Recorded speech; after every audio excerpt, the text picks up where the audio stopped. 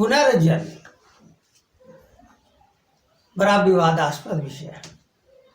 विभिन्न शास्त्रों में पुनर्जन्म की चर्चा होती है और पुनर्जन्म को न समझने वाले, उसकी अनुभूति को न समझने वाले लोग भी पुनर्जन्म की व्याख्या कर रहे हैं। हर प्रश्न का उत्तर अखंडता की अनुभूति पर निर्भर है।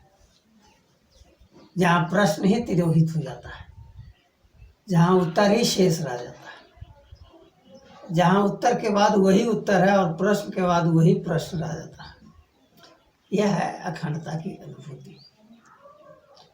और जब एक तत्वज्ञानी अखंडता की अनुभूति को प्राप्त कर लेता है तो वह समझता है, उसके दिमाग में यह अनुभूति कर जाती है, प्रकट हो जाती है कि शरीर एक दिन नष्ट हो जाना है।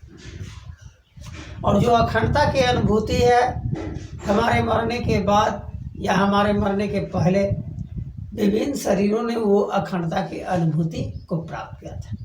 और अखंडता की अनुभूति अगर है तो उसकी अनुभूति और मेरी अनुभूति अलग अलग विषय नहीं है, वह एक ही विषय है। और यही अमरता के बोध पर पुनर्जन्म निर्भर करता है कि अनुभूति बना हुआ रहेगा, शरीर बदलता रहेगा, शरीर बार बार बदलता रहेगा, लेकिन अखंडता की अनुभूति बनी रहेगी। और यही पुनर्जन्म है, शरीर का नष्ट होना, अखंडता की अनुभूति प्राप्त करना, पुनः अखंडता की अनुभूति को प्राप्त किया और शरीर नष्ट हो गया। यही पुनर्जन्म है कि शरीर बार बार पैदा होता और शरीर बार बार मरता है, लेकिन जो आकाश की अनुभूति है, जो अखंडता की अनुभूति है, वह देश और काल से संबंधित नहीं है, वह सर्वदा है। हर जीव जंतु अगर जीवित है तो उसमें अखंडता की अनुभूति छुपी हुई है। पेड़ पौधे अगर है तो अखंडता की अनुभूति छुपी हुई है। यह कल्पना के परे की चीज़ है किसी अन्य लोगों के लिए। तो पुनर्जन्म को अगर समझना है तो यह समझने की चीज़ नहीं है, यह अनुभूति का विषय है। यह गणित नहीं है कि गणित के हिसाब से हम समझ गए और मैथ बनाने लगे दूसरे अनुदाहरणों को।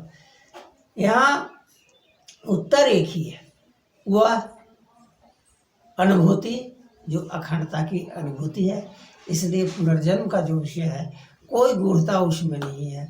तुम अखंडता की अनुभूति को प्राप्त कर लोगे, उस दिन यह अनुभूति की पुनर्जन्म क्या है तुम समझोगे, और वही तत्व ज्ञान तुम्हें सारे ज्ञानों का जननी है, सारे ज्ञानों का अभिव्यक्त करने का साधन है।